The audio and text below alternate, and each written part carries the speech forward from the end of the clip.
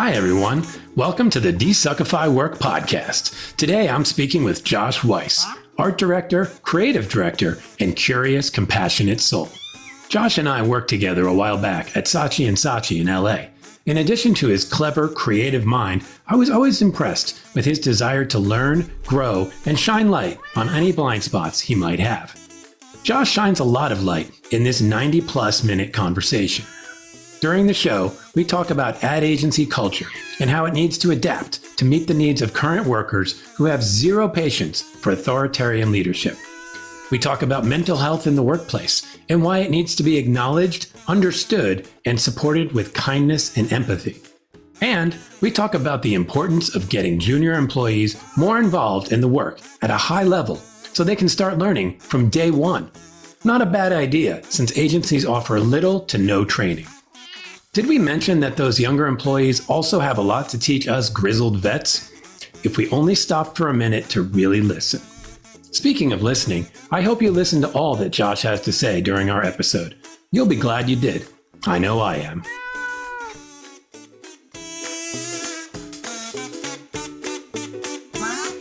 Okay, welcome to the DesuckifyWork Podcast. Josh Weiss, welcome. Hello. How you doing? Doing all right. Just kind of finished up working for 2 weeks at different places and now kind of on the hunt again. Okay. All right. Well, hopefully that hunt can go pretty quickly, you know. Just before we dive into any of that kind of thinking, I wanted to give you just a chance to tell people, you know, who you are, what you're all about in terms of the work you do, and maybe a little bit about how you ended up getting to do the work you're currently doing. Yeah. So my background was not in advertising. I didn't go to school for it initially. I went for journalism and sociology. Mm-hmm. And then a few years after working as a professional photojournalist, I went back to school for advertising. But I'd like to think that background in journalism and sociology actually influences the work I do, especially in, you know, this more social world, that's more connected. Knowing how groups of people think and are going to share things and how information permeates, that's going to be helpful from the sociology end. But then also from, you know, the news end, like when I worked at CNN.com, sitting almost right next to the person who would like decide what headlines made the front page, and what kind of things that you make that are going to resonate and, you know, get that earned media. I think those both shape the type of work I do, because it's kind of like, if you're making something that people that you're talking to don't care about, what's the point? Because you've already lost. You kind of like, it has to resonate with them in some degree if you ever want them to even remember it. So I'm kind of thinking like, what's it going to take to get someone to actually pay attention to this? Mm-hmm. Yeah, it's interesting because I think, you know, I think in advertising, we can sometimes fall in love with our own thinking because it's something we love. Mm-hmm. We're not necessarily putting it through that lens of what's going to get attention. And I know, like you said, with, you know, the continuing advance of social and things that really fight to get attention or fight to get that earned media, it's you can't just do something that's great. You have to do something that's great and relevant. And that's a big difference. Did you also, I know you were the president of your debate society back in college. Yeah. And has that had any impact on the way you think about the work you do? Not the work directly, maybe things within the agency and how I go about arguing things. I've been told it can be intimidating to argue with me because I'm pretty fast on my feet with shaping arguments. But I think at the same time, it makes some people, because they're not used to getting pushback over things, it might make me seem like I'm not like a team player, when the reality is just like I want everything to be bulletproof. And so like for me, it's just kind of like I have to kind of moderate that aspect, because not everyone is, you know, everyone says they want to be challenged and ideas can come from anywhere. The reality, once you're actually working for a lot of those people, is that they just like their ideas and don't really want to be challenged. I think that's probably true for a lot of folks. And it makes me wonder if, you know, one of the things I talk about a lot is the lack of training in in work in general, I think in general, things move so fast. There's just not a lot of time for people to get trained. But when you started talking about debate, it just made me wonder, like something as simple as that of how to craft your arguments in a work culture where, like you said, the talking point is we want ideas to come from everywhere, and we want the best ideas to rise to the top, and we want to be able to argue that and fight for those ideas, but with reason and all that kind of stuff. You know, it makes me wonder, like, could that be part of the training for people? It's not just simply like how to be a good copywriter, how to be a good art director, how to be a good account person, or even how to be a good manager. But fundamentally, you know, do we lack the skills of argument in the advertising world? I mean, there's a lot of parts of that to decompress from. The big one though is I forget the name of it, but it's like the reason there are so many bad managers is because people get promoted to their level of incompetence. So basically, like, you're really good at your previous job, and then you get promoted, and you're terrible at the new one.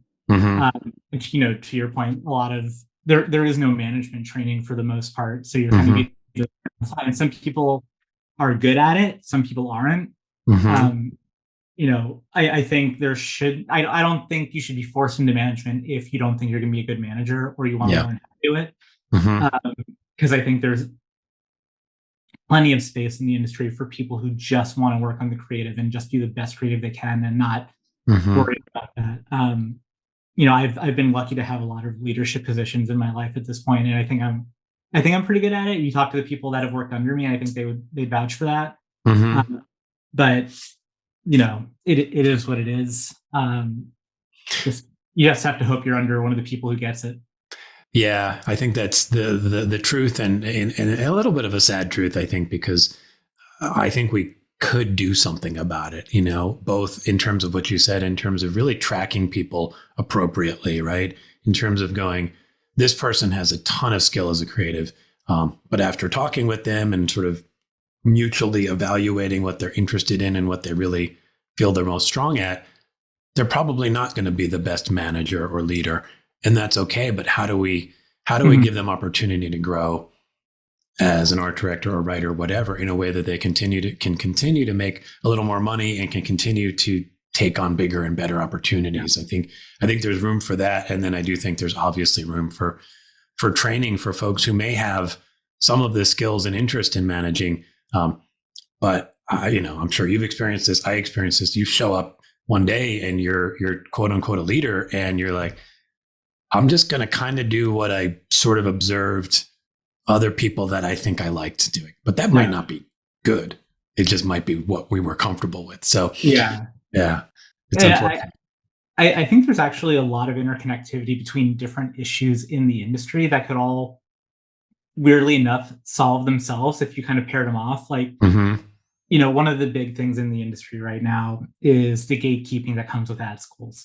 So it's like, how do you decrease the cost of ad schools so that anyone from any financial background can get in, get properly trained? Because kind of the issue right now is, let's make ad schools worse by making them shorter and not preparing people as well. I don't think that's the answer long term.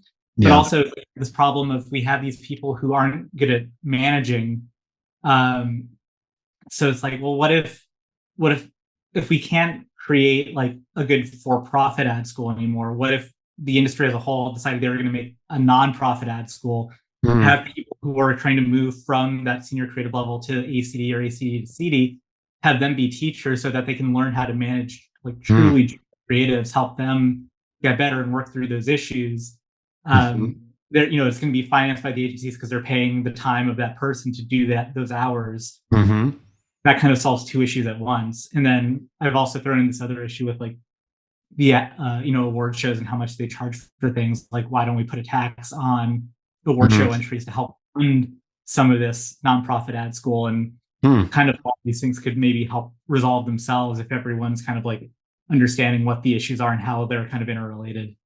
Yeah, that's really interesting. And I, you know, the thing I hear there is, I hear great ideas, and then I think, who needs to hear them, right? and I think, you know, I don't know who's going to listen to this episode, but whoever does listen, I hope you've heard that, because I think there's, you know, the idea that you could have some kind of a nonprofit sort of cooperative based ad school that not only teaches people how to do the creative work, but also how to learn how to manage and lead is really cool. And then I think, leaning into the award show expense and sort of the extravagance that is there. And you're never going to get rid of that. That's part of the culture in the world of advertising. And even though I'm not a quote unquote big award guy, I get it. I get the need for recognition. But if you could tap into that as a source of funding, that's really clever. And I think, it almost feels like, it requires a lot of people to hear this at high levels. And maybe there is some kind of organization or movement or something that could be started to build this, and I don't know what the answer is there yet. I don't know if we need to solve it today, but I love that kind of thinking. And I think in general, Josh, I think you're always bringing up really interesting kinds of thinking like that. I see some of the posts you share on LinkedIn, and obviously I've known you for a while. What is it about that kind of thinking that attracts you? I mean, some people kind of just put their heads down and do the work, right? What motivates you to think about these bigger picture issues? I like solving systematic problems. I like breaking things down, figuring out what the different moving parts are and how it's working, and then being like, okay, how can we actually step in to fix this to make a difference? I don't know if there's a reason I'm drawn to it so much as it's just kind of the way I'm wired, and that's like not a cop out. It's just kind of where my brain goes. Yeah. Like if I'm laying like weird, this is just weird, and I don't expect anyone else is like this, but if I'm just like laying on the couch like zoning out, my brain might want to like societal structure and like class systems and stuff, and like not normal things, and I fully understand that. But for me, it's like when I do the same thing when I'm like looking at a brief, and it's just like what is the actual problem we're trying to solve versus just trying to solve a symptom. And it's like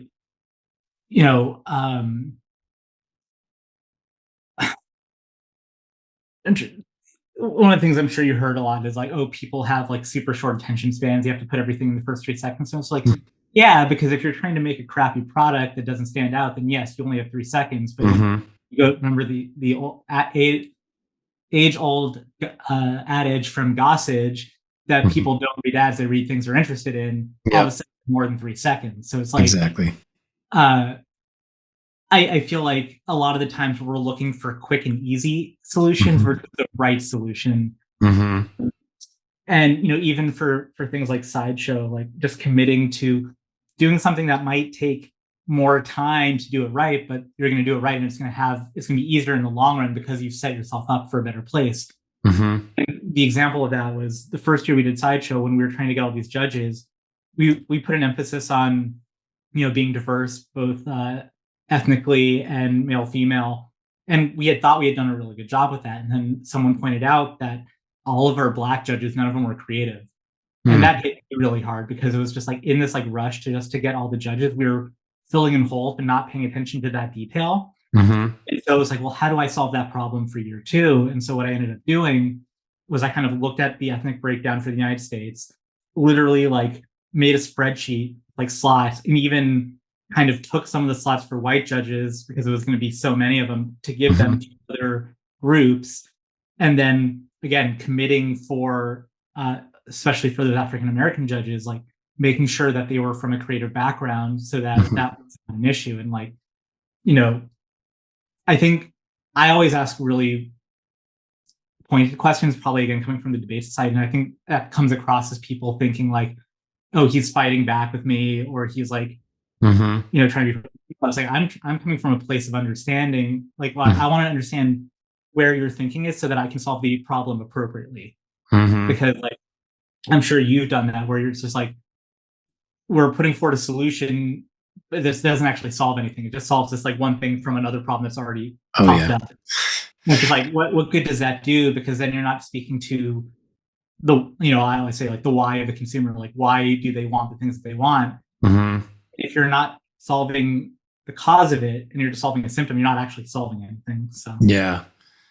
Yeah, I've definitely felt that before. And I think, on a broad, to paint with a broad brush, I do think our industry has, it gravitates towards the quick and easy, solving the surface level symptom rather than wanting to dig deep. And that there's probably a number of reasons, which probably goes all the way into like the financial structure that we have, that motivates short-term thinking more so than giving us the time to really think long-term. But I also think that mindset of problem solving and before you even solve the problem, identifying the real problem is another one that, God, we should try to train that a little more. I think, like, you said, like, you're wired that way. I'm kind of wired that way. But not everybody is, but everybody could get better at that. Right. And so whether somebody's preparing a brief, evaluating a brief, working off of a brief, or looking at the work that's trying to solve for that brief, to have people who aren't simply going like, is this ad on trend, or is this, a really compelling first 3 seconds of this social post? You're going like, well, what are we actually trying to accomplish here? Yeah. And I think we need more of that. And I'm curious, do you have any in your systematic thinking that you've done? Have you ever thought like, how could we get more of that kind of thinking in the ad world?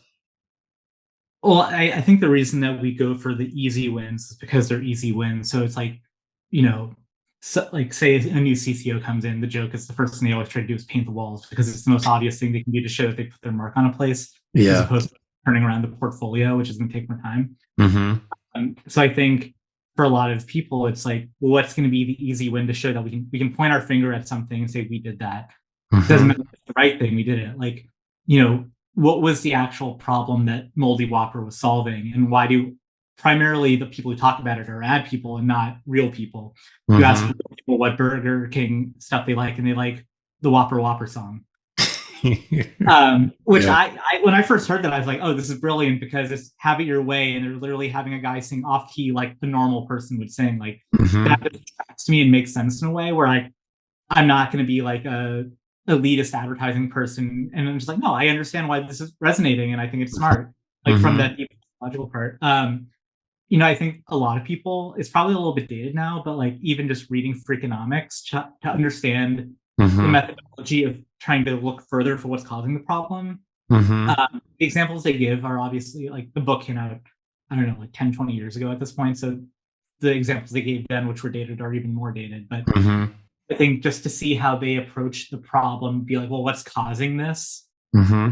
And finding that underlying thing, like strategists should definitely be doing that. I've worked with many great strategists. I think they were also significantly better than the other strategists I've worked with because they were willing to do those deeper dives into like, why is this the way it is? Instead of just accepting this is the way it is, therefore we're solving that. And that's where the 3-second thing comes from. Because you think about why is a person's attention span only 3 seconds versus their attention span is only 3 seconds.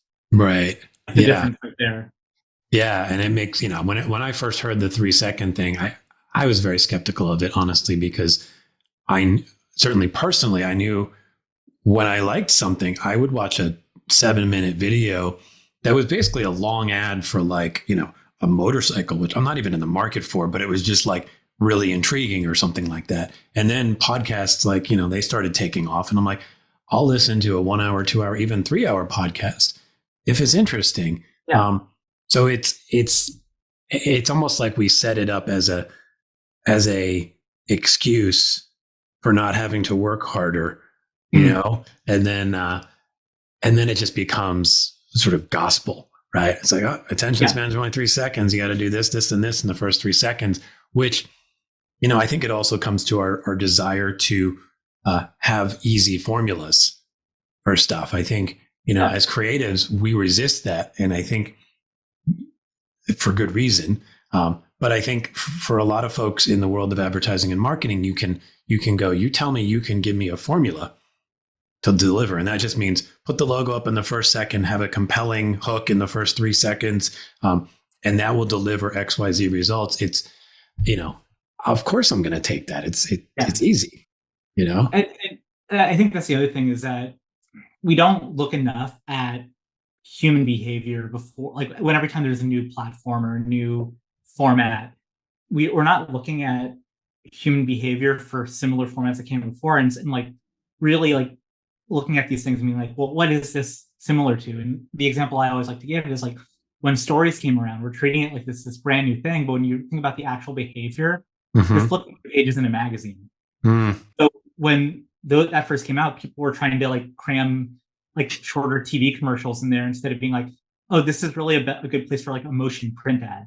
We can talk about seconds, have everything up, have a really kind of quirky visual that's gonna draw you in, and then like headlines already there in the brand logo. You're solving all those issues, but you're still going to be creative in a different way. And it's just like, just because it's video doesn't mean it needs to look like TV video. Yeah, it's a good point. I do think there is that strong desire for having easy, repeatable ways of doing things in the business. And I think some of that honestly comes down to advertising has always been a business without a lot of certainty. It was, I forget the person whose quote it was. I don't think it was Gossage, but it was somebody back in the day said, I know advertising works 50% of the time. I just don't know which 50% or something like that. And it's always kind of been that way. So when somebody comes along and goes, just do X, Y, and Z and repeat that endlessly, it sort of takes the risk out, and it tells me I'm spending my money wisely, even though we're solving problems that aren't actually the real problems. Oh, that's the funny thing to me, is because especially on LinkedIn, you'll see all these people with like, do these things to get bigger results on your LinkedIn posts. And it's just like, but if everyone is doing it, nothing stands out anymore. And so it's like, who do well are the ones who have committed to, again, not doing the easy thing. So it's like, if everyone is doing X, Y, and Z, what are you doing to make yourself different if you're just doing the same thing? And so that's why you see, like, when I always kind of roll my eyes when brands try to hop on different trends, because it's like, you're not creating culture, or you're not leading it if you're just trying to jump on a bandwagon. There's many different bandwagons that just don't really care about brands like jumping on. Like, again, talking about ad people versus real people. The only people I know who remember We Can Dunk in the Dark from Oreo are ad people.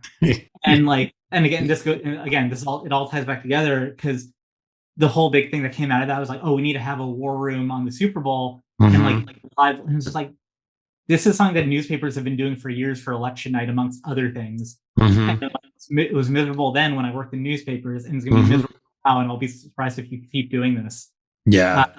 And like, sure enough, like, same problems. And if everyone's trying to do the live thing, no one's winning it because no one's standing out. It's all just noise. Yeah, I get that. And I think, again, it's like, as much as I really did love the Dunk in the Dark thing, I mean, it was really nice, on the spot, creative. But again, it's like, what problem is that actually solving for people?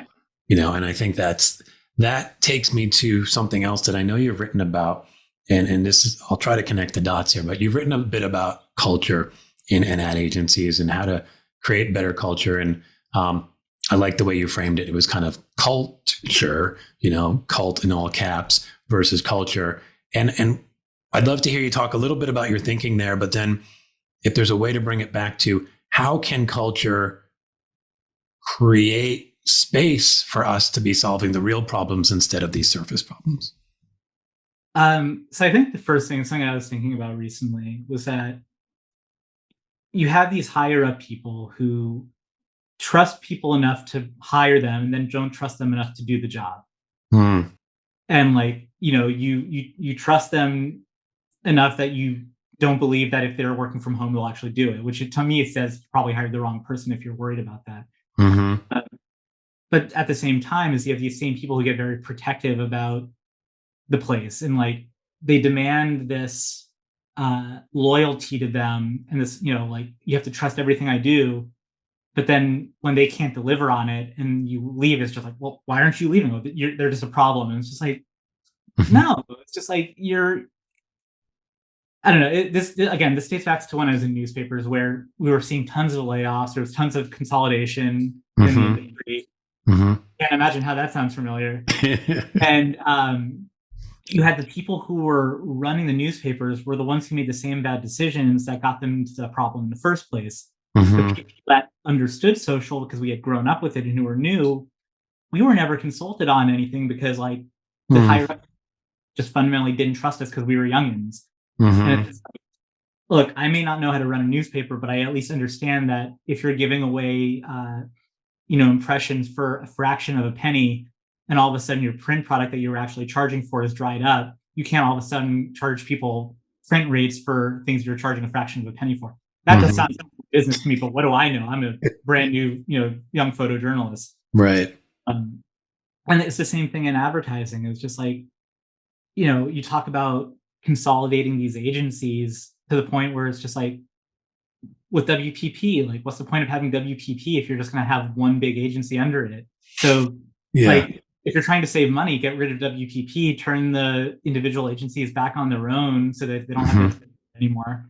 Like, is Martin Sorrell an important, like I don't want to get blacklisted from publicists for talking about Martin Sorrell, but like, is he a necessary figure in the agency world when the only thing I really remember him for at this point is introducing Marcel and telling all the Publicist Network that they weren't going to be allowed to submit for award shows while still requiring that people have awards to get employed there.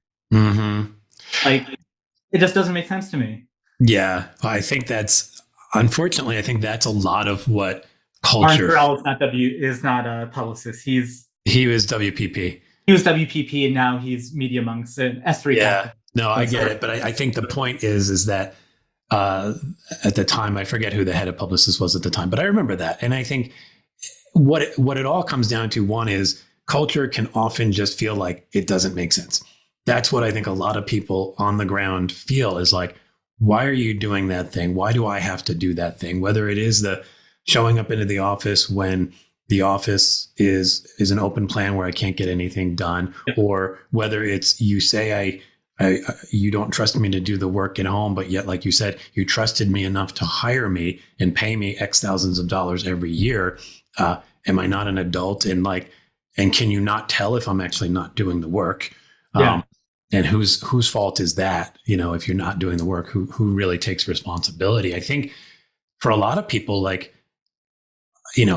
like to talk about sort of ideal cultures, but honestly, if you could just shift to a culture where people walked in and go, wow, almost everything that we do here makes sense, that would be a win for so many people, right? And I like your point about not consulting younger people in the agency in the areas where actually they would probably be the most useful to consult with. And I think some of that is a fear of giving up power. It's understandable. We're human beings. But I can also think as a leader and somebody who's not that young, one, I want to know things.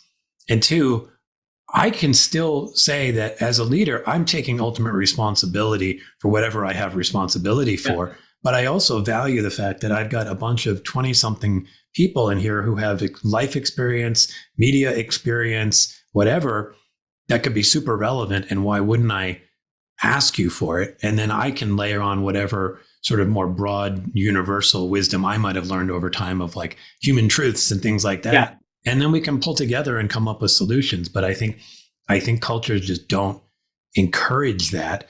And I think you used the term top down versus bottom up culture in that thing you wrote on LinkedIn. And a lot of cultures are top down, sort of that older school authoritarian. What would a more bottom up culture look like? Transparency. I can't tell you how many times I've done all the work that the creative directors wanted us to do. It wasn't the way I would honestly do it, but we wanted a certain way we did it. They come out of the client meeting that we didn't get to be a part of, raving about how great it went over, and then the next day we're starting from scratch. And it's just I just don't trust you at that point, because it's I already questioned your decision making. I don't trust you that you're going to tell me how it actually went to client, when all of a sudden we're having to start over anyway for whatever reason that you're not explaining to us. It's you can make a lot of money and be an authoritative leader with you don't have to have the answer. You just have to know where you want to go. If you don't know where you want to go, you're never going to get there. Right. But if you're saying there's this other route that these people who are in their 20s who are not as risk averse have taken, and they kind of successfully navigated it, I'm going to not talk to them just because I'm older and being paid more. I want to know. And so I think having leaders who are transparent, not every sense, like not everything they know needs to be shared, but enough for you to be able to do your job well and that you can trust them in the decisions that they're making goes a really long way, more so than any amount of alcohol or free food. Like just to know that you're valued enough and trusted enough to like be not even at the table, but be in the room to understand that's happening. Because then if you're so up in your head and you're only looking at something so way, and then like some juniors are like, hey, I know you said this during the meeting, like I come up to you afterwards, but here's the reality, or here's like where there's a logical flaw that maybe this might affect how you think about this. Imagine how many like how that junior is going to feel for feeling like they have that access to the person making decisions, but they're actually being listened to. And if and then having those leaders kind of having, I think a lot of the time is you get up to those levels and you don't want to have to defend yourself. You earned that title. You earned it. Yeah. And I think if you don't want to become a dinosaur in any industry, like not any industry, you need to learn from the younger people because they're the ones who are coming up with the technology that might ultimately replace you. I think this is where the debate on AI is really interesting because I've been trying to really understand and work with it. It makes me faster as an art director. It makes me better as an art director. I know there's people who won't use it because they think it's going to replace them. Like, I can see how it can bring value to the job. And like, I think once a lot of the legal questions about it get worked out, it's going to revolutionize social because you finally have a tool that's fast enough to create great quality work at the speed that we need it for. Because think about how much time you got for a print ad back in the day versus how much time you get for a social ad where you're having to make 10 to 20 of them a month. Right. So to have this tool that can do something that's very conceptual and weird, that doesn't require, like if I don't want to put illustrators out of business. And this is where I think they can benefit from it too, because if they can get an AI model trained on what they do, they know how to work with the models with their style, they can make stuff like that too. Yeah. The people who kind of, my brain jumps around a lot. That's okay. I'm working on seeing if I have ADHD. But like Andy Warhol had something called The Factory. He was not the only person making Andy Warhol work. He had a whole swarm of people doing stuff under his brand name. And that's how he built himself up that way.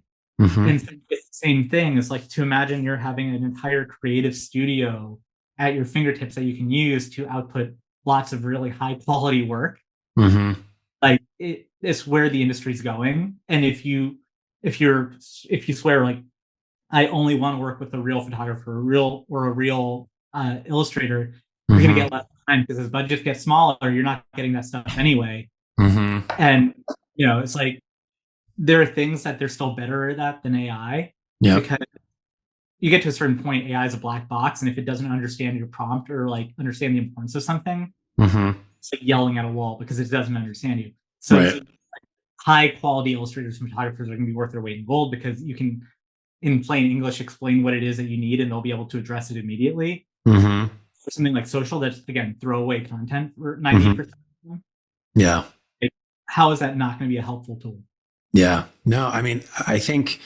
There's a few good things that I heard in what you said. One, I'll start with the AI thing. I think it's hard. It's hard. One, I think just the name artificial intelligence and all of the folklore around it is part of what terrifies people. And so it just puts you starting from a place of being scared instead of starting from a place of curiosity, which, for a lot of what you said, I think curiosity is a thread that goes through, and I'll try to tie that together. But with AI, I think you need to be curious about what it can do, curious about how it can help you, help your clients, et cetera, and curious about how you can sort of grow with it and evolve what you bring to the table now that you're using this particular tool. I mean, honestly, 20 years ago, 30 years ago, as Photoshop and all these other tools were coming in, I'm sure that seemed crazy. Like, what? I can't use my markers anymore. And it does change things, right? Suddenly you had to show up with a real live comp in a meeting instead of being able to like take time and do a marker comp and do that. And there's good and bad there. But I think to not embrace it, and also if you see challenges with it, like talk about that. Yeah. Like that's how this technology will get molded, is the people who are working on it are the ones who are going to mold it. So if you choose not to work on it, you have zero influence on where it goes. But if you work on it and you get in groups and you're working with other people and you say, this doesn't serve us, okay, let's figure out what could serve us. And I think that's really important. And then you come back to the leadership and culture thing where you were talking about transparency. I think it's also, I come back to that word curiosity, right? I think as a leader, you need to retain that curiosity that got you fired up to be in this business, right? As a creative in the first place. And it was just, you wanted to know everything and anything you could to make the work better. And if you get to a place where you suddenly shut off all of the voices below you, you have ceased to be curious at that point.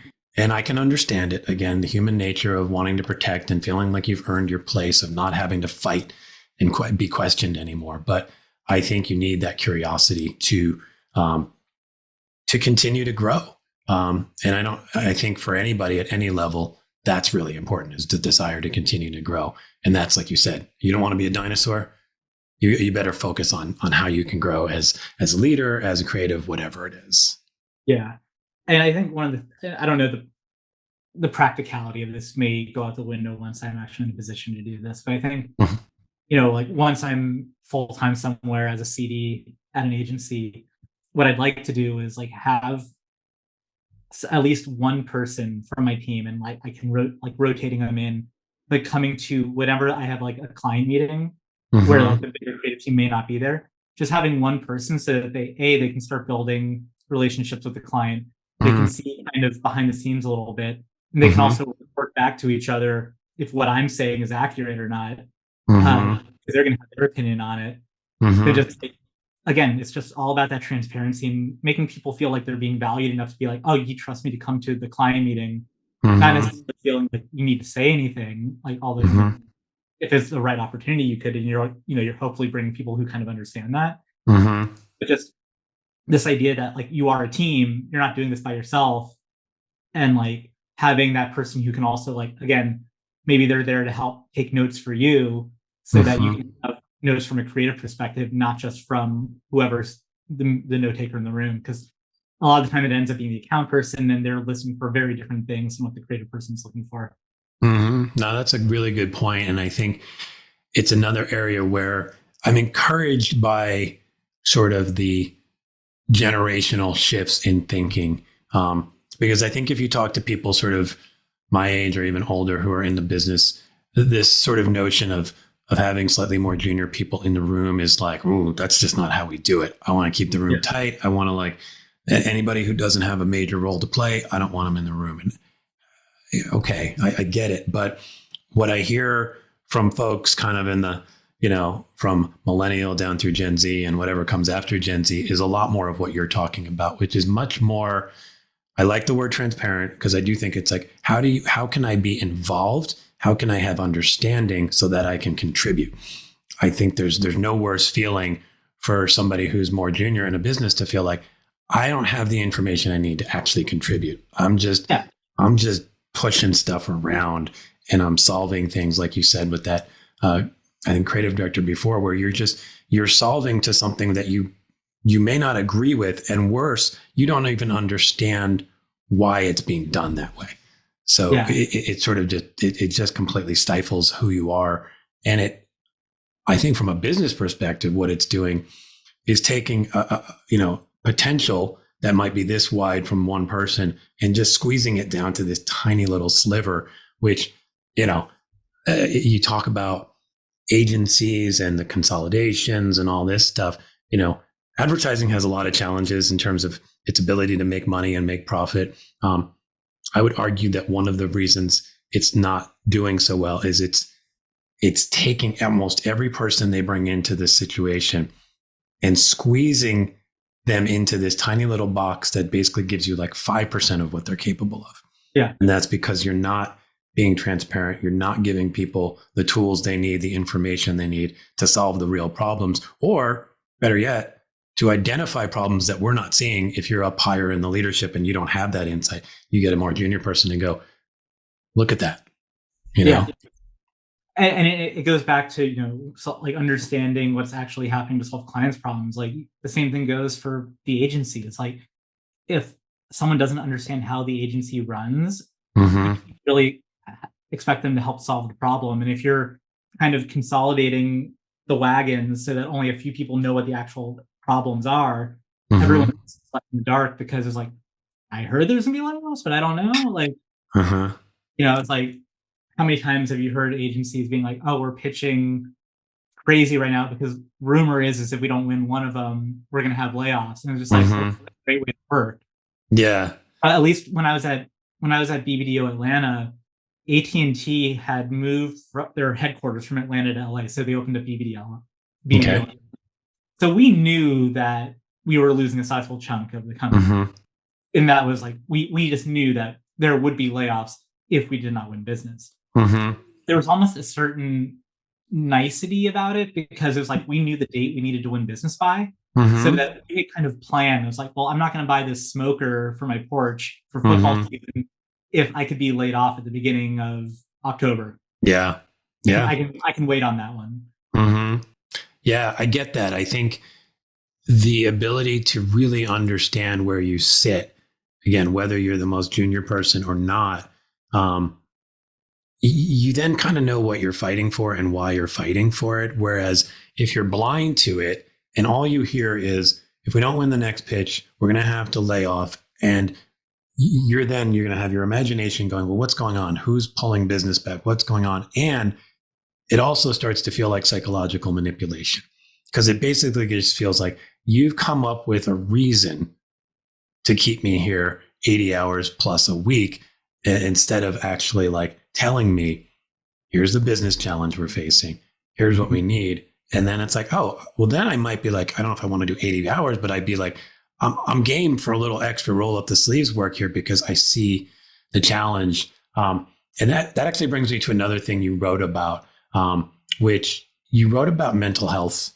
not too long ago. And it's something, again, where I think younger generations are bringing more focus to it. I think the idea of mental health in the workplace was basically not even a thing. When I came into work, it was just like, you don't talk about that. If you got a problem, you deal with it. And honestly, if you have a problem, better yet, just squash it down and toughen up.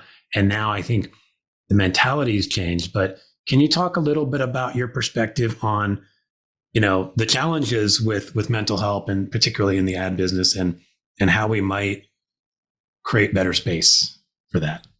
Yeah, I mean, it all starts with there's like the key fact that you have to agree on before any of this makes any sense, is that if you like your job, you're fundamentally going to work harder to keep it than if you're being motivated by fear. Yeah. Because fear there's a fuse. You're going to hit a point where you just stop caring. And you're going to do as little as possible to not get fired versus doing as much as you can to keep working your way up. You have to start with this idea that workers are valuable. You have to treat them well because they're going to be great resources. In high school, I remember there was an article that came out talking to the then president of Costco, being like, he had been criticized by the president of Sam's Club because they paid their people less. And he's like, they're throwing away so much money by paying employees as much as they are. And then, his response was basically like, we retain people. We don't have to retrain them. Customers come in, they love our employees because they know them, they've been there that long, and they're happy to be there. They treat our customers better. We save X amount of money in the long term versus Y amount of money in the short term, and that's significantly more of a value for us. And it's just like, when you're running these agencies and you start seeing everyone as a commodity, it's like, oh, well, we can lay people off because there will be more people that we can hire down the line for probably cheaper. And it's just like, you're doing a disservice to your clients, because institutional knowledge of your client is so important. Just for like the relationships, but like what ideas have been pitched, why did they not like them, or what things may or may not be like on the table that may not have come out yet. Like, how is my partner and I were laid off. What the partners who at the end of the day were responsible for laying us off didn't know is that on our last shoot, the clients had expressed to us how much they wanted us to pitch them proactive ideas because they had a lot of money to spend and they were really looking forward to some of the ideas that we kind of like very vaguely, that could have been way more money for the agency if they kept us around. But by cutting us, they lost all those ideas, they lost those relationship with the clients, and they lost that piece of insight to the fact of what the client was going to try to do with their money.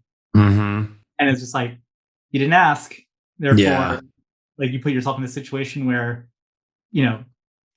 client, and we weren't even the piece of business that got lost. So it's like for the clients, just like we're the biggest piece of business here. Why are you letting go our team? That doesn't make sense. Like what kind of trust is it still? Yeah, it doesn't make sense. And I think that short-term thinking, I think, again, if you talk to sort of the industry-wide challenges in terms of being able to make money, continue to make decent profits, I think it comes back to a lot of that. I think the sort of downward spiral of constantly being cost-focused instead of thinking about ways to invest and grow what we do and find ways to do it better. I had a guy on the podcast a few episodes back, Mike Wolfson. He runs a shop called High, Wide, and Handsome. They're in LA, I think. Yeah, they're in LA, and he has that perspective about retention. They have like a 95% retention rate with their employees. Whereas the average agency, I think, loses like a third of their employees every year. Yeah, and all that institutional knowledge goes out the window, and it accumulates both in terms of the business results you get, but in terms of the way the culture then shows up, because you are now in this place of fear because you have constantly challenged relationships because everybody is doing things without knowledge, and so you're suggesting things that they're like, you should have known that. You're coming up with ideas and it's like, well, you guys showed me that a year ago. It's like, well, not me, And so it's pissing everybody off, and that comes back to the whole mental health thing, where you then have people fearful because we're in this space of everybody's sort of on edge with each other because nobody really knows what anybody wants, and nobody, and we're just guessing.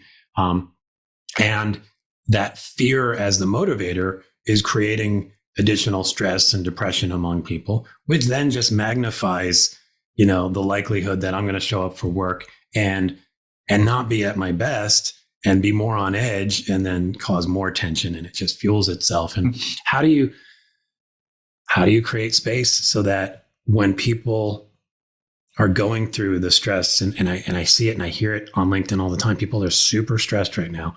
How do you create an environment where mental health takes more of a priority? Well, first off, to kind of go back to what you're saying, I don't know any industry that's ever done better because they got into a battle of who can do it faster, cheaper. It's never in the history of businesses had ever been a win combination. Yep. So I think, again, it comes down to is like committing yourself to doing it the hard way versus trying to get score those easy wins. Because it's just ultimately, this is a broader issue than just advertising. This is capitalism. It's like, especially when you have shareholders, you're expected to increase your profit every year. It is easier to increase your margin by laying off people than it is to growing the business. And that's where you start getting these problems, because if you're laying off people, it's preventing you from growing. Growing is what's going to help save you long term, because you can only cut so deep before you eliminate the last piece of machinery that's actually holding everything together. Yep. Because someone ultimately has to do the work, and people in a room talking about the business of the agency aren't the ones actually doing the work of the agency. And so you need to basically commit to like, how are we going to grow our business in a sustainable way that's not going to burn people out, that's not going to make our clients feel like they're not getting the service they need. And like, I don't know if this is a solution, but I've always been a big fan of proactive ideas, because a good proactive idea is solving a problem the client doesn't realize they have yet. And when you're bringing them something for a problem they don't know that they have, you're setting the terms of the brief, because you identify the problem, and they're kind of like caught off guard. Like, wait, you saw this as a thing? And if you do that right, you're bringing in more business because all of a sudden there's something that wasn't scoped that you're now making that's bringing in more money. Yeah, there's going to be a lot of places that just don't want to do anything that's not scoped for.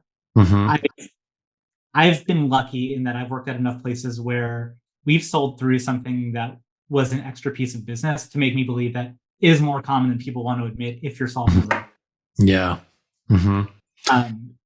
Like I genuinely believe that if the client likes an idea enough, they will find the money. If they're not willing to find the money, they just don't like the idea enough. Yeah. I think that's true for the most part. I think there is a cultural component there, both on the agency side, which sort of says, I want to encourage you to think that way. And I want to give you, coming back to the word transparency, I want to give you enough transparency into the business challenges that our clients are facing so that that stuff's percolating for you. And then every once in a while, you're like, you know what, that thing, I think I have an idea here. And then you talk to your boss or whomever.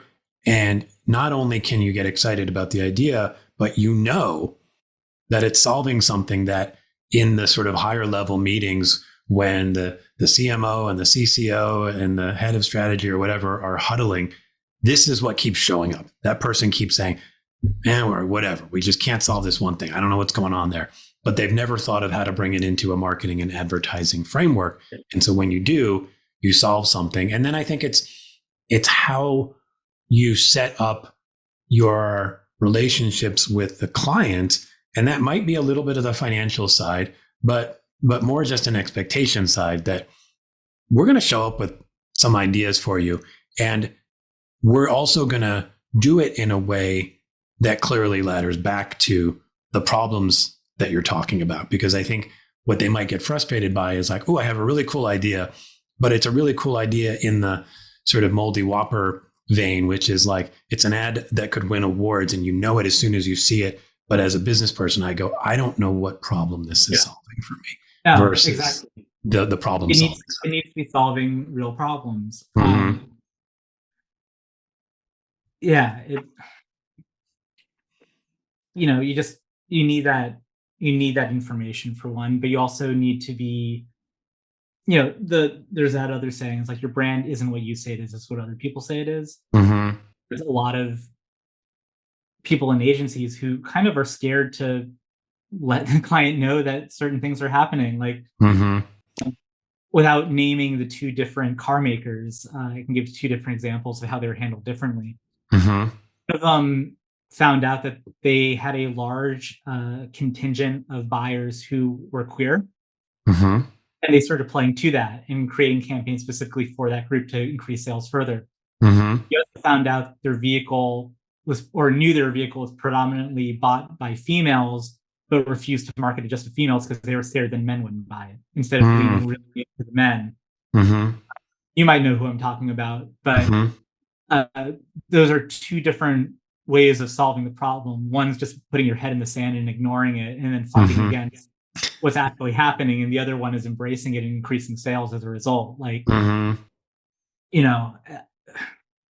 think a lot of the times creatives do find those kind of things because, like, when they're looking for ideas, they might be doing a deep dive on Reddit and seeing what people are actually saying about the brand. A good strategist should be doing this too, obviously. So props to the strategist who would come in with that from the get-go and be like, hey, this thing's going on that we should probably have at least one idea towards. But yeah, it's tough though, right? Because I think, there are great strategists who always have those nuggets, and you want to hug them because I've already got the beginnings of an idea. As soon as I heard that nugget, my brain's going. But I also think you need to encourage it on both sides, because there is the pre-phase of work where you're researching and your mindset is in a certain place. And then there is something about when the clock is now ticking and you're under the gun to deliver the actual idea. That is a very different mindset, and where your brain goes under that pressure is very different. And so you might come up with a completely different nugget that would have been really hard for that strategist to come up to, because their mindset's different. You know what I mean?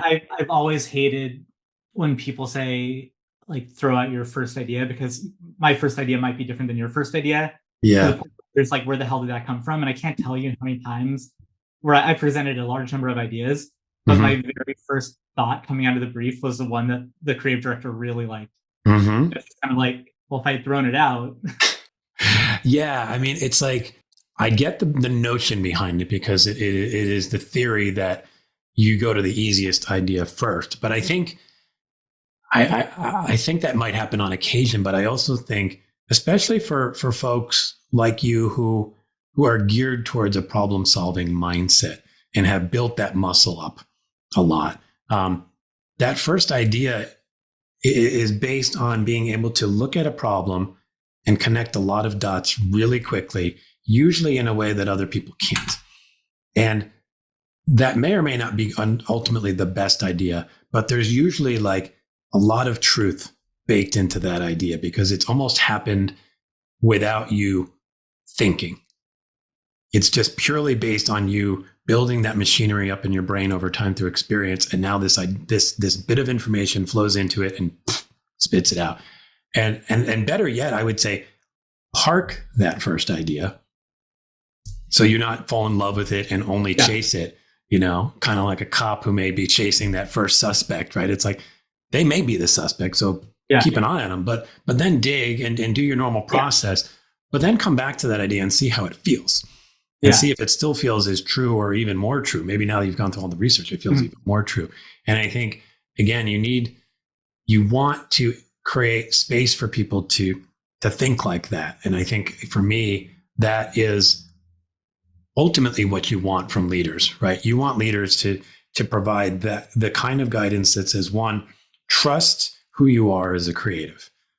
So meaning, if I'm a creative who always has like really weird and interesting thoughts right out of the gate, and then I have to kind of stumble around a bit, and then I'll usually come up with a few more, trust your process. For other people, their first idea might usually suck.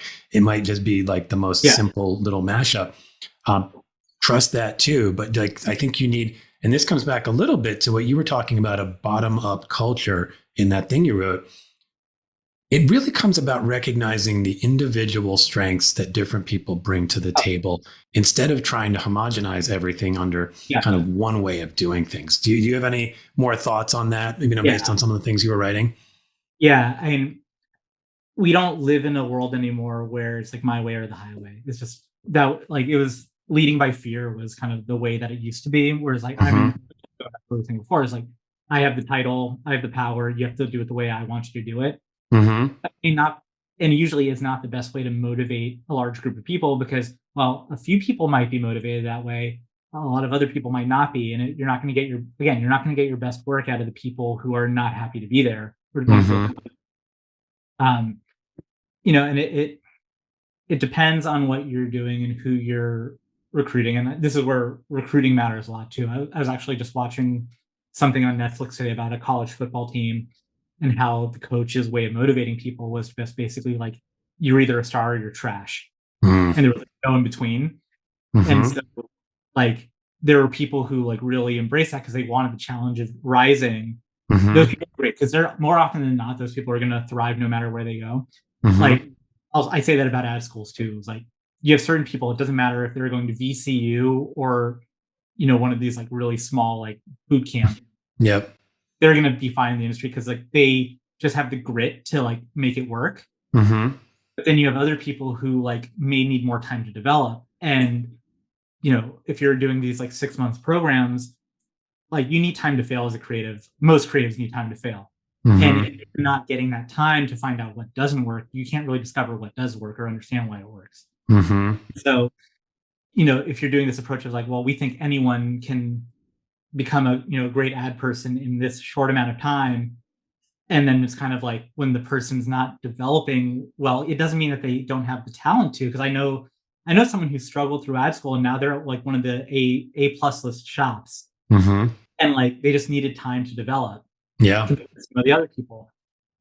But like, you don't get that if you're just like looking at them from this like very early premature space. It's like, this quote's been like wrongly attributed to Albert Einstein. Is like, you'll never be a genius if you're expecting a fish to climb a tree or something like that. Some people, it's something along those lines. I get it though. Yeah. Yeah. It's just like, you don't, everyone, like, you have to figure out what people's talents are and then set them up for success. Yeah. Yeah. You can't, No, go ahead. Yeah, it's just like, and if you're expecting everyone to come in with the same strengths and weaknesses and you're going to treat them as such, you're going to get a very mid-level team because all the averages are going to average out. It's trying to figure out, how do I get the highs out of every single person? And that might, and this is where, again, it's like the harder way of doing it, but it'll make your life better in the long run. Because if you know how to motivate your individual members and what they're all good at, you're kind of like a symphony conductor. Being like, okay, I need you to come up right now and help on this. And like, I remember at Saatchi when we were there, remember Max? We were both working on 2 projects under the same creative director, but different projects. And there was something that he needed to have done that I was better at, and there was something I needed to do that he knew how to do that I didn't. So we just like switched, and so we were working on it to help each other out. And I remember the creative director walked by and I was like, and at first he was like really confused. And he was like, "Oh, hell yeah!"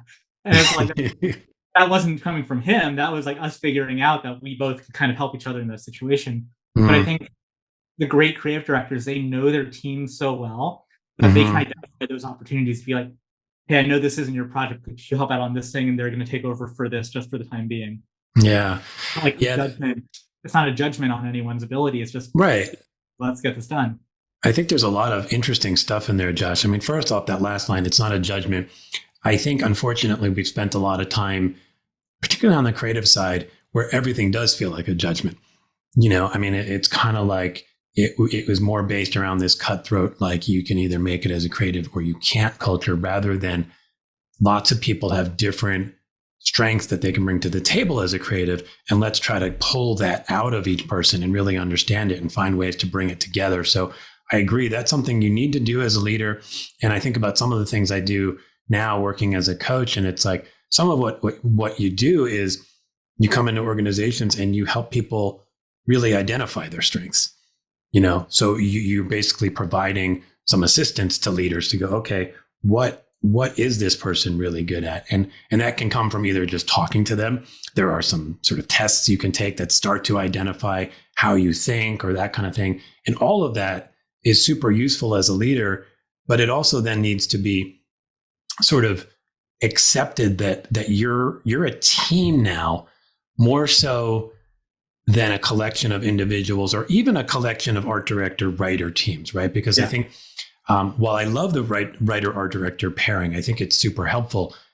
Ultimately, if you've got 10 people, 20 people in your team as a creative director, I think at its best, when I was working as a creative director, the beauty was that I knew I had all of these different talented people with different skills and different interests to kind of work together and shape things. And then some person could help out. And it's a beautiful thing when it happens. And I think the flip side of that and the challenge that I see is the way we are sort of graded in the career hunt is portfolio. But the way we work now is not simply, I worked on this thing 100% and this partner worked on it 100%. It's much more integrated team stuff. And I don't know if you've thought about this at all, because I've started thinking about it and I can't quite crack it. But how do you account for that when you're trying to assess people and you simply just glance at their portfolio? You don't really know what kind of a team member they are, how much support they may have provided on other projects. How do we get better at recognizing that reality? So what I do probably isn't the best thing, because I think it undersells me a lot of the times in interviews. But I'm always like making sure that I'm giving credit to like other people on the team for things, and like to like even with like people will ask if I can design, and objectively I'm a good designer, but I don't think I'm as good of a graphic designer as someone who's been doing exclusively graphic design for 10 years. And that's my frame of reference. Right. There are like, I am too aware of the brilliant graphic designers out there to say that, oh, I'm a great graphic designer, because compared to them, I'm fine. Right. Yeah. But like to a recruiter or a creative director, that sounds like, oh, he's like not a good designer. And so it's just like, it's, and I've had that, like when recruiters are looking through my book, they'll be like, I see you have a lot of people in the credits here. What exactly did you do? And I was like, well, I didn't only put the stuff in my book that I actually had a hand directly in. So like, you want me to walk you through every single project and explain every single part that I did to you? Yeah. Like, but it's just like, if I'm the art director, there's an ACD and a CD and the CCO on it. Some of those people had less to do with it than I did because they were just approving things. But I put in there for obvious reasons, because they were part of the process, and like they may have influenced something at some point, but it's a big jumbled mess. I think you look for people who are honest, because let me walk back a little bit. This is an industry, first and foremost, premeditated on sales. We're selling to clients, we're selling to our bosses, and then we also have to sell ourselves. And then we're selling to the consumer. Like, every single part of advertising is sales from the bottom up. And there are certain people who come into the industry who are very good at sales, but not necessarily doing the work. And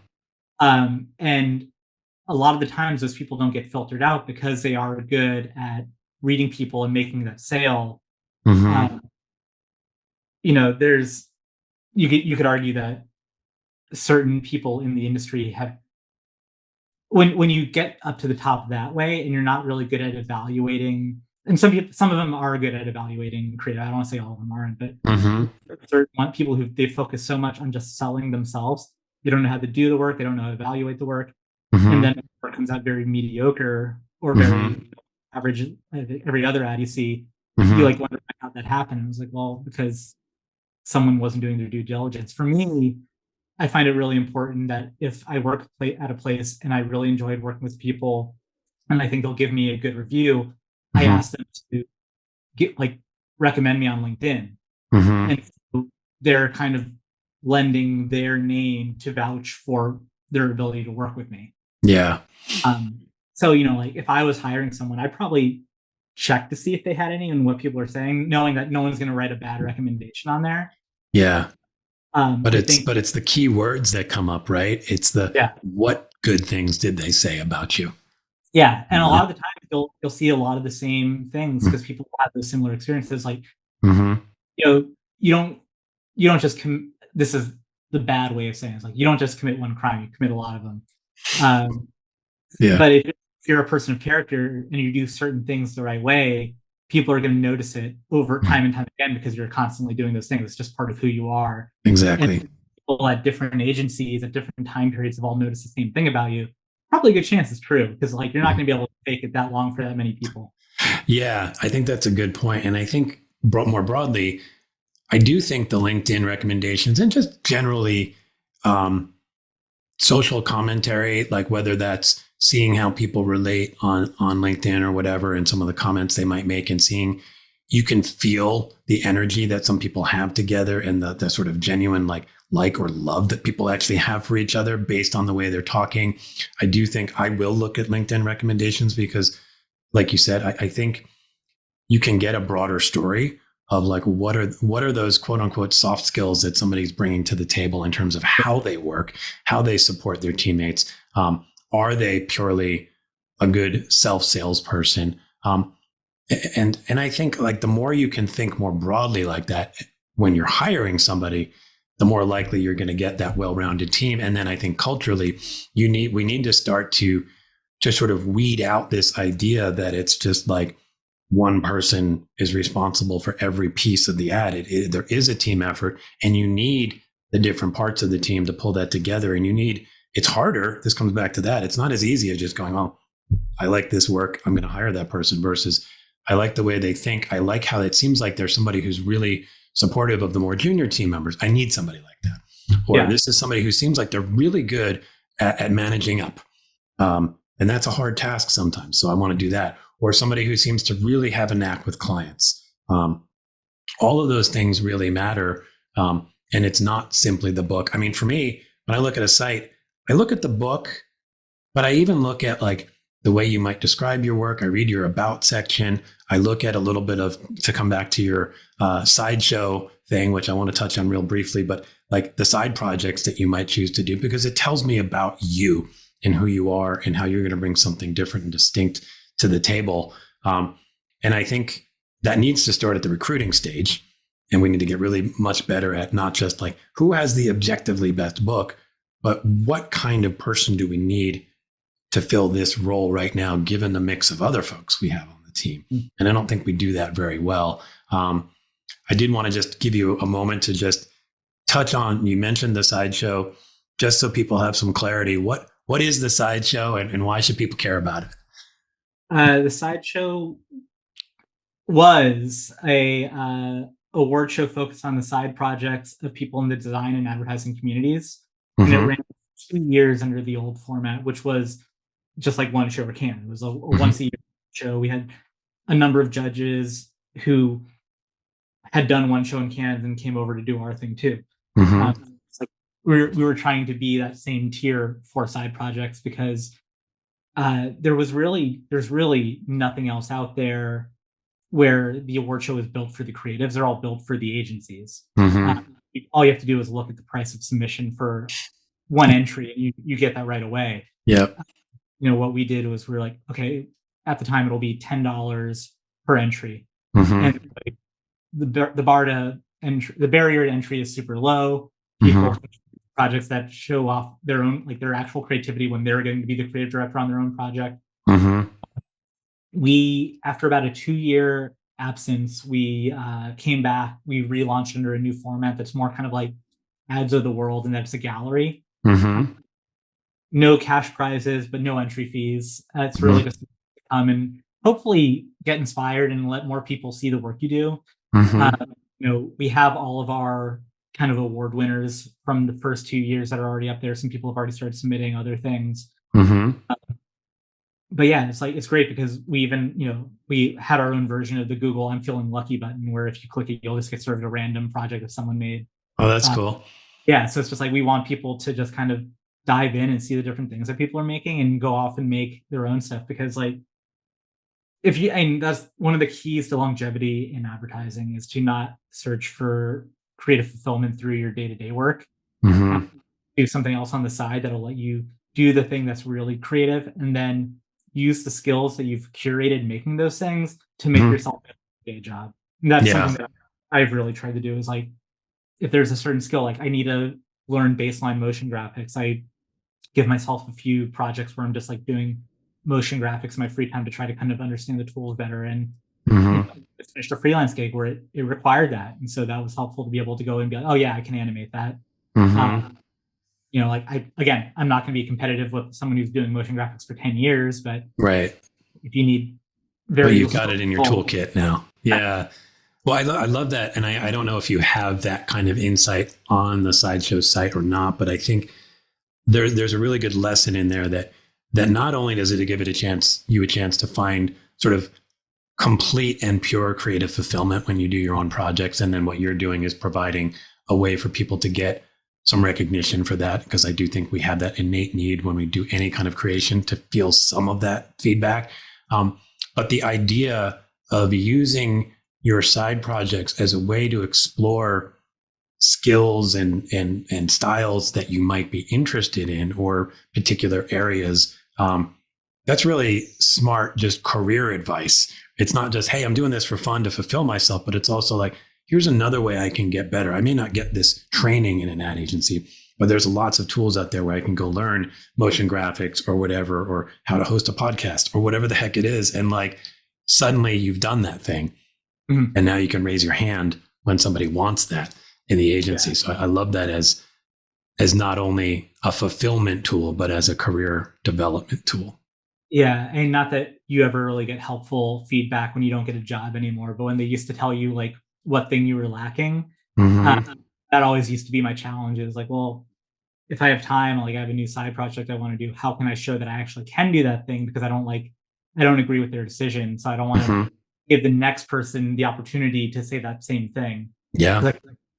Because like I remember, again, it was like back in 2016 or something, where I was told like, oh, they didn't think you were a good enough designer. And I was just like, I was working on a brand where it was a photo of a car and Helvetica typeface. There wasn't really a lot of room for great design.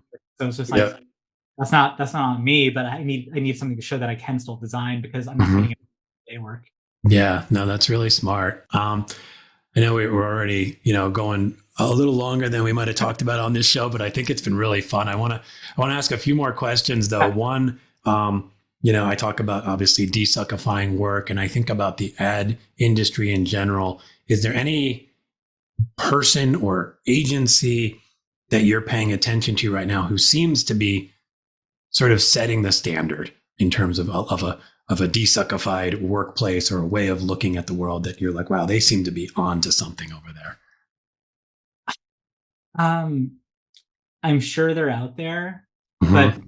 freelance, especially remote, you're not getting a very good insight into a lot of places. Mm-hmm. You can tell the shops that are chaos Yeah. and why they're probably not great. Mm-hmm. But like the way I've always kind of tried to explain it to people, or like to juniors at least, is like every shop is going to have its issues. It's which ones are you willing to put up with, and how much money are they willing to give you to put up with them? Mm-hmm. Because I mean, if you're making over six figures, your priorities are going to be a lot different than, or what you're willing to put up with is going to be a lot different than if you're just like a junior making like nothing, Mm-hmm. or even going up to like the 200,000s versus the 100,000. Like you're gonna Yeah. go a lot more. Yeah. I get that. Yeah, and I can't single out any specific agency just because like I've been so doing the freelance thing for the last 5 years, and like Mm-hmm.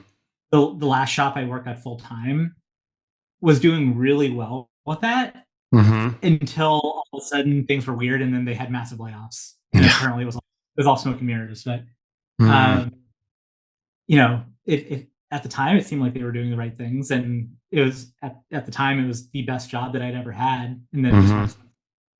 Yeah, and that's frustrating because that does happen in this business sometimes, and that can be outside factors. It can be they hire one person who just kind of becomes poison to the culture. I will say, for me, from observation, I'm not going to name any names, but I feel like there are some independent shops that at least feel like, oh, you're trying something interesting there. I'd like to talk to the people who work there to know if it feels like it sounds through sort of the PR lens of LinkedIn posts and all that stuff. But I do think there is this industry will always be better when there are lots of good young independent shops who are giving us alternatives to what the holding companies provide. And I'm not even going to make a blanket statement about holding companies other than to say they're going to be good at certain things. Yeah, And they're not going to be able to be good at other things. yeah, and it goes back to what I was saying about consolidation in the newspaper industry. It's the same where whenever the like Gannett came in and bought up all these papers, it never once made the paper better. Mm-hmm. And you could probably draw a similar parallel to ad agencies and the holding companies, where Mm-hmm. an agency that was on a tear before they were part of a holding company continued to do better once they were on that roster versus like starting to flame out. Mm-hmm. I can point you to several instances It flamed out. where Yeah. they flamed out, or even Yeah. they don't exist anymore. Yeah, I mean, it's tough, right? Your incentives are different in that structure, in a very rigid corporate structure with very aggressive shareholders. So I get it, and I think that's why I'm always going to just champion the independents who they may have to turn over at times because some people are going to sell out and get their payday and all that. But I hope we continue to have a good culture of that. And I want to be clear, I don't have a problem with people selling their agency. Yeah. What I have a problem with is what they should be doing is they should be giving profit sharing to the employees so that when they sell out, the employees are benefiting as well. Absolutely. And I think some do, but a lot probably don't. Yeah. Because there's nothing worse than like finding out the founder made like $60 million and you're just kind of like, all of a sudden you're getting slashed, your job is getting slashed just because they got bought by a holding company or looking for efficiencies. Oh yeah, no, that is not ideal. And I think it would be wonderful to see some independent shops not only do that, but be very clear that that's the plan from the get-go, meaning if and when we get bought, this is a place where that reward is going to be shared fairly evenly amongst everybody because we value all of you, just because the culture will shift. Right? I'd work that much harder. I mean, it doesn't take a lot to get me to work hard, but like to know that if like we go on a tear with pitches, and like I'm actually gonna get some bonus out of it in the long run if we do well. Like, hell yeah, that's motivation for me to like really put up with a lot of stuff where I'd be like, cool, I'm happy for you. Yeah, no, it makes a lot of sense. Again, it's sort of fundamental understanding of our human nature to think that way, right? It's like, of course, I'm going to be more motivated if I'm going to share in whatever rewards come from that. One of the things that people probably always talk about when you tell them that you work in advertising, but I don't care. I just ask you because I'm genuinely curious. What's your favorite Mad Men character? I really like Stan, oddly enough. Nice. Because he mostly stayed out of the drama. Yeah. And he was more concerned about doing the work.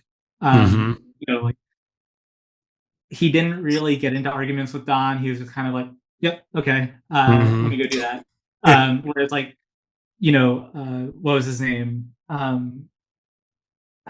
What was the other guy who went crazy? I know who you're talking about, but I cannot think of his name. But I know who you're talking about. It's like he was like driven out of spite with like Don, and not that Don was like a great boss all the time, but it's just like I feel like Stan knew when to pick his fights, and for the most part, whenever he did bring up the objective, was kind of like justified, and otherwise he was just like, I just want to do a good job. And yeah, I love that. I feel like you don't get Stan as that answer very much. I think Peggy is often the most popular answer because she's she's both super smart and talented, but she challenged Don, and many people would say if you had to pick one hero from that show, you might choose Peggy over Don. It's funny because I always choose Don, and it sounds like the easy answer, but the complexity of him and what John Hamm brought to that character, somebody who did some genuinely horrific things and still somehow came across as sympathetic at many times. Yeah. I don't know. There's something magical about that. In the same way, Tony Soprano, these sort of anti-hero characters I'm very drawn to. But I also want to ask you, like, how are you, like, we've talked a lot about the state of the business and even things we think could make it better. Are you optimistic about the state of the world of advertising or even just work in general? Or where do you stand on the optimism, pessimism scale? I'm on the fence. If I had a better answer for my long-term career that wasn't in advertising, I would consider doing it, but I don't know what that would be. So for the time being, I'm kind of just like continuing to do what I do and look out. Like, there are several, like to your point, several newish indie shops that I'm watching. I think long-term, if the industry does find a way to be sustainable, what I would love is to go in at a startup agency with like an established creative who I really trust, just like become their right-hand person. And then like if they're not based in LA, in like 5-10 years, help them open up an LA office and like get kind of help run that.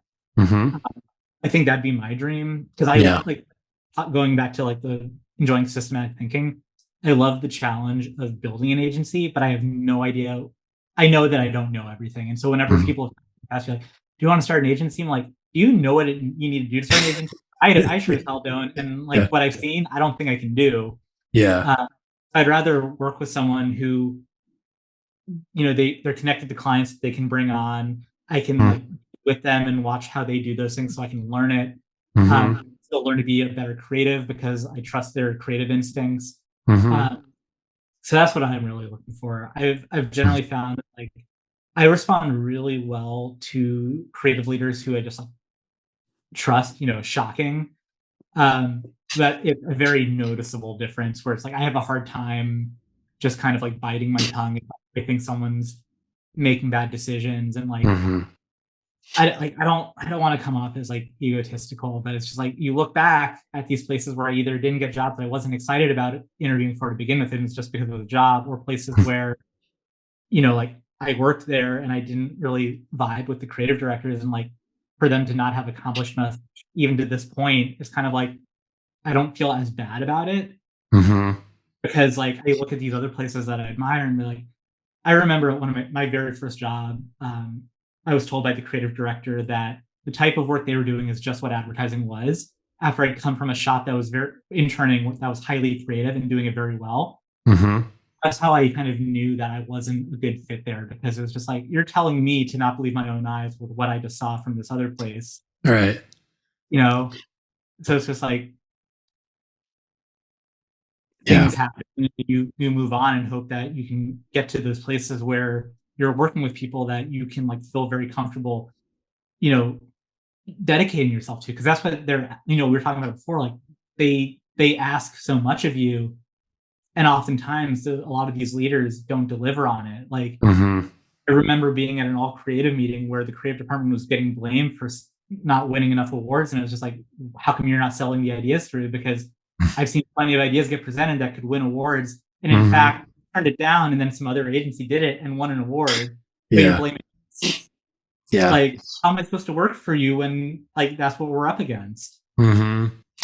Yeah, God, I think, unfortunately, you see a little too much of that in the business. And I think that word trust keeps showing up. I do think that is the key. You need to trust that the leadership has your back, and that the leadership is willing to be humble enough to occasionally trust that you're onto something, and at least give it a shot. Even if your first instinct is like, "Ooh, I don't like that," or "I don't understand that," give yourself a chance and trust that the person might be onto something. I think that's really critical. And it brings me to the question that I also ask a lot of people, which is, it sounds like trust might be a big part of it, but if there was a sort of fully desuckified work world in the ad business anywhere, what does that look like? What does it take to make it not suck? I think you start with getting rid of open offices, which are universally hated. And I literally think you can draw a line between the introduction and proliferation of open offices and people wanting to work from home. Because, again, I remember I was at an agency where they went from having kind of semi-closed areas to work to completely open.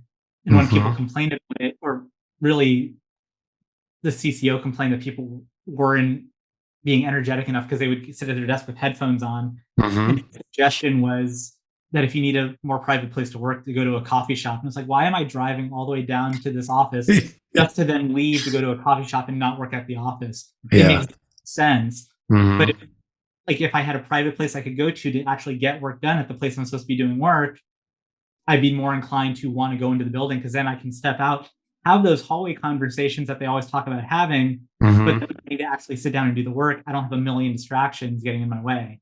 Yeah. And that's what people love about their home office, is that they can actually get work done. Yeah. I can shut my door and I don't have to put headphones on. And I agree with you there. I've never liked the open office. I remember when I've had offices or even shared offices with my art director partner or something, and it's just like, it's night and day. Like you can get so much more work done. And that social component happened organically because you knew where you could go hang out in certain common areas, whether it was for lunch or just to hang out and get a coffee and just sit. And all that stuff still happened. Yeah. But good God, you sit in 100-person room and you're telling me to keep my headphones off, but I have to design or write copy. It's impossible. And then on top of that, though, it goes back to the trust issue, because it's like, if I had a CCO say like, look, I know y'all hate open offices, but they save us this much money, which means that we don't have to have layoffs this year. I'd be like, cool, thanks for explaining that. I at least respect you for being honest. Yeah, I know. Instead of the story that everybody had to tell, which was that it's amazing for collaboration and you can just poke the person across the way, which once in a blue moon maybe happens. But I think I even wrote this in a comment yesterday, like 90% of the collisions that happen in office are interruptions. Yeah. Plain and simple. They're things you would be better off without. And then there are those few sparked conversations. And why not, if it is an open office, design it in a way where people can find the privacy and the seclusion they need when they need it, but then encourage certain spaces, There's nothing worse for getting and staying into a flow state where you're going to be at your maximum productivity than having people just constantly like making noise. Yeah, it's the worst. Yeah, it is. I get it. And I do think it influences the work from home. I mean, I'm a big work from home guy. I think I've seen you write that you generally prefer working in the office, but it needs to be an office, not open. And I think, I just think, regardless of where you stand on the remote versus office thing, the people who want people to work in the office should spend a lot more time thinking about the experience in the office and make it as good for people as possible. And then a lot of people are just going to show up. Yeah. I don't know if you saw last week, tonight, the other week, but they were doing this whole thing on McKinsey and, these consultancy agencies. And it's the same thing. It's just like going back to the cost saving for why are they actually doing open offices? They can hide under this guise of this other thing that people have been saying forever that can't actually back up, because are you going to call the CCO out in front of the creative department about this? Like, are you gonna put your job on the line as someone who isn't a team player, when the reality is you're probably speaking whatever. Like, I think I wrote about this the other day, and it was that cult versus culture thing. It's just like, if you talk to the individual people in a department about what their problems were, I bet you 9 out of 10 times you're going to get the same answers. But no one wants to be the person that brings it up because they don't want to be seen as the problem person. Of course. Yeah. And that's the problem. And that's where you have these toxic cultures where if people are constantly living in fear to complain about the things that are actually like getting in the way of them doing the work, that's just not a good environment that's going to foster the type of work that these people who are instituting them think that they're going to be getting. I agree. Yeah. I mean, honestly, like, when I hear that, that's something I would quickly want to wave the magic wand on.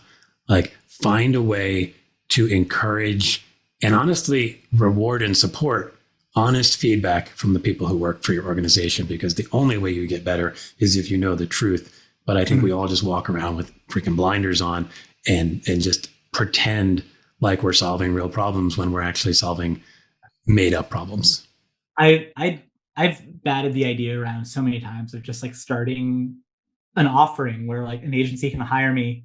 I'll come in, interview a ton of their employees anonymously. Like, I'll talk to them, and I'm not going to record any of their names, just employee 1, 2, 3, blah, blah, blah. And then like make a report of what I found. Like, here are the things that your employees are thinking that they don't want to tell you. Here's how you could solve them.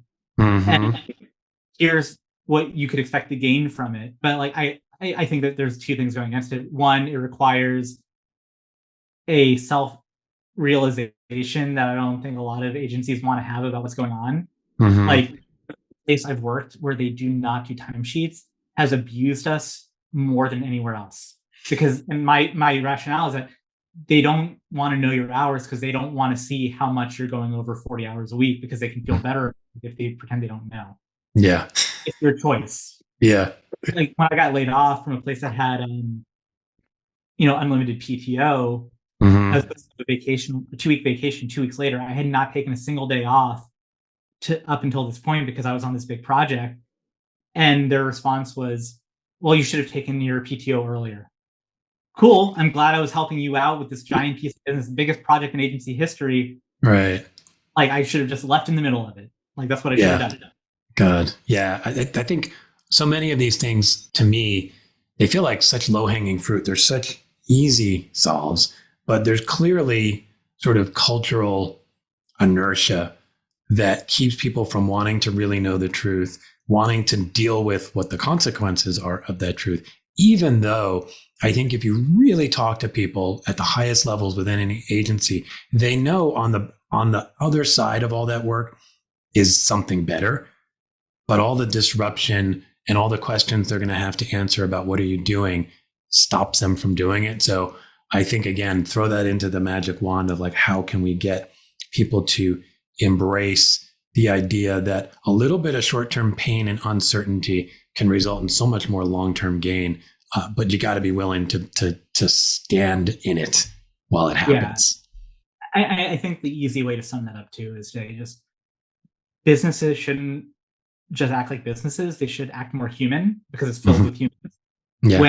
When you get a group of people and you start saying, oh, we're doing this all in the name of the company, it's better for the company. Like, it's just so disingenuous. And unless you hide behind making these bad decisions that are going to, because, oh, it's good for the company, when it's just like the person saying, like, they could be let go the next day. Like, the person at the top doesn't want to make the cut, so they send you, and then they cut you the next day, so that instead of having to cut 15 people, they're only cutting one person. Yeah. Like that is a 100% business thing to do. And it's a terrible thing to have to do to someone. Yeah, I do agree. I think we can hide behind the impersonal structure of a company or a corporation. And yeah, again, it seems so simple. Just be more human. I'm trying to do my part. I know you're trying to do your part with how you're talking about stuff online. And I think we just want to keep sharing it. And just to end with a little bit of levity, one of the things I've been doing with my show is injecting some sound effects to the intro and outro. And not surprisingly, since you know me and I know you're a cat guy, I do a lot of cat sound effects. And I'm just a lover of goofy, dumb sounds. And I've been asking every guest if they're open to it to try to make some sound effect that will show up somewhere in your recording and may even show up later. Do you have anything that you'd be willing to do for us? I can do an impression of my cat Killbot when he's hungry. Okay. Just like aimlessly until I feed him. One more time, clean. I love that. I love the question mark that I hear at the end of it. You know. Yeah. So the only last thing I want to ask, Josh, just if people want to pay attention to what you're putting out there, what's the easiest way to follow you online? LinkedIn for the most up-to-date stuff. I end up syndicating a lot of it on my personal website. I have a kind of a blog section, which it's like kind of a catch-all for the random things I make, and I can just drop them instead of making like a whole new project sometimes. Yep. So that's another place, but I probably should update it a little bit more. But okay. What's your web address? JoshDWeiss.com, WEISS. Okay, cool. I mean, I'll put all this stuff in the show notes, but well, Josh, I appreciate you coming on. I think you have a really wonderful way of putting the pieces together of some of these more complex systematic problems. And I think not only does it show up in some of the work you do creatively, but in the stuff you've been posting more recently. I think people should definitely follow you because you're at the very least, you're sparking thought and conversation that needs to be had, not just in the ad business, but I think in business in general. So thanks for coming on and talking about it.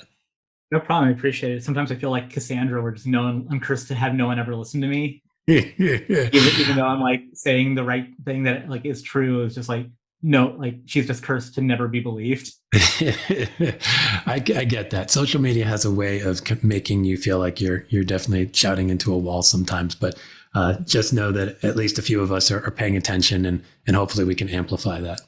I mean, more than anything, I'm trying to think about what would have helped me when I first got thrown into the freelance market involuntarily. And like, there was just nothing out there at the time that was like helpful. Like the go-to was just like, if you're looking for work, don't talk about it. Like be quiet, just pretend like you're busy. Yeah. And I'm just like, yeah, but how am I supposed to let people know that I'm available if I don't have any like name recognition in this industry?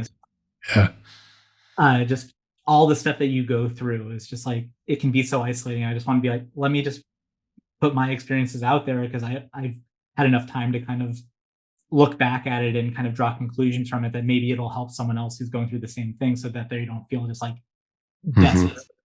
So yeah, well, I think that's a good lens for all of us. I mean, I think as anybody moves up in whatever business they're in, to remember what you went through and to use that lens when you start thinking about ways to solve some of the challenges you see is really helpful because it's the only way we learn and grow is to get some perspective from other folks who may have it. So again, I appreciate what you're doing, and I hope more and more people check out what you're doing, and I hope they learn from you, and I hope some of them are in a position to bring you on as freelance or full time or whatever you want. I appreciate it, EJ. Thank you for having me. Hopefully, you keep growing your fan base with this. Awesome. Thanks, Josh. We'll talk to you soon. Thanks for coming on. Sounds good. Bye. Bye-bye.